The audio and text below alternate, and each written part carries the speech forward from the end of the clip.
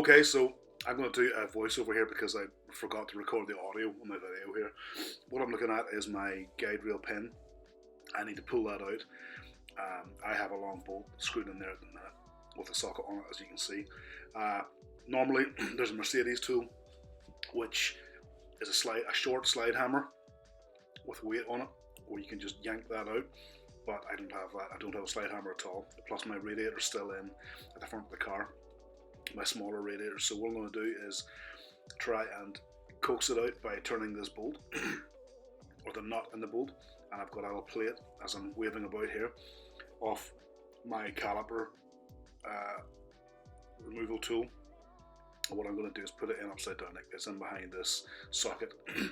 So what I'm planning to do is turn the nut to ease it out, but because it goes directly into my plastic guide rail, I know that that will break it, so I'm going to pivot off the cylinder head in behind. So I'm going to put this plate in here, and then I'm going to get that lined up right behind the socket, and then tighten the nut so that it holds firm just out in front of the actual pin itself.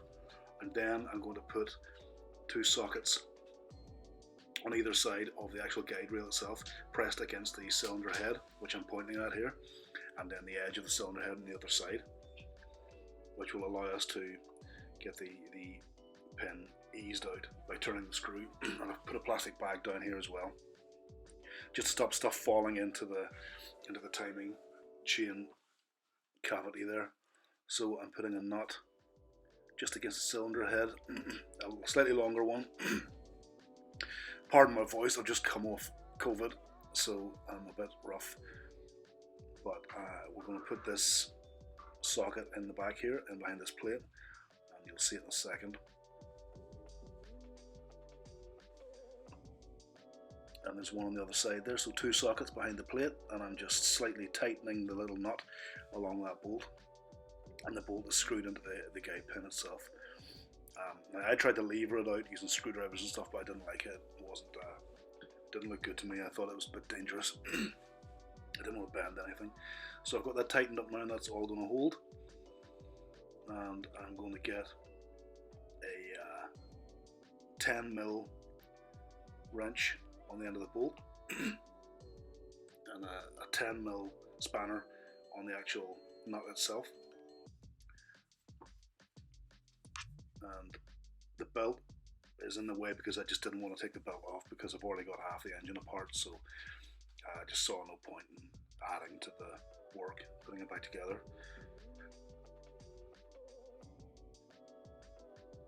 Okay, so I hold the bolt to 10, and then just gently turning the nut along the barrel of the bolt there and squeezing the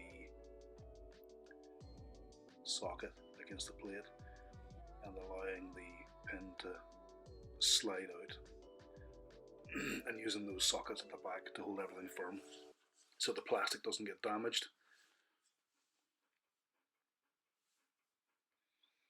And I'm just moving the belt out of the way. As I say, I didn't want to take it off. So yeah, there's a tool for this, but I don't have it, and I didn't have a slide rule that was going to fit, or a slide hammer that was going to fit in there. And I went on the usual places, the forums and so on, and a lot of people detailed doing this job on a M104 engine, a OM606 diesel engine, and the principle's the same, but those engines have metal shells around the pin, which you can use to put your socket on and just twist the thing out. On the M103 here, it's a plastic guide rail and it's very fragile. I'm pointing at it with my spanner here, and it will break. I'm almost certain it would break if you tried to do this on it.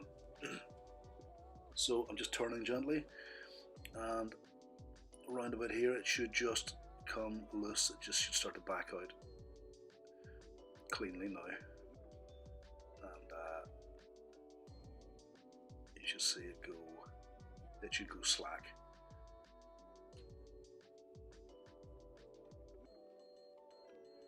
Yeah, that looks like it there now. And it's gone slack, and you can see the pin has come out. and I can pull out the rest of the way just by hand. And we'll just remove those sockets from the thing there, and that's it. That's it removed. No damage to anything, and didn't cost a penny. So there you go, that's how to do it. M103 engine, M103.983. I don't know if the earlier engines are different, but that does the job. Okay, so as I've said before, I'm making some videos about doing a head gasket in this engine, and as I'm a beginner and a noob, I'm hoping just to help people get over the initial difficulty of understanding all the different parts. You can also notice on the camshaft sprocket there, I've put a little green marking just to mark the position. The next thing will be just to undo the manifolds, intake and exhaust, and lift the block, or the head I should say, the cylinder head clean off, and change out the head gasket. So hope this helps, and there you go. Thanks.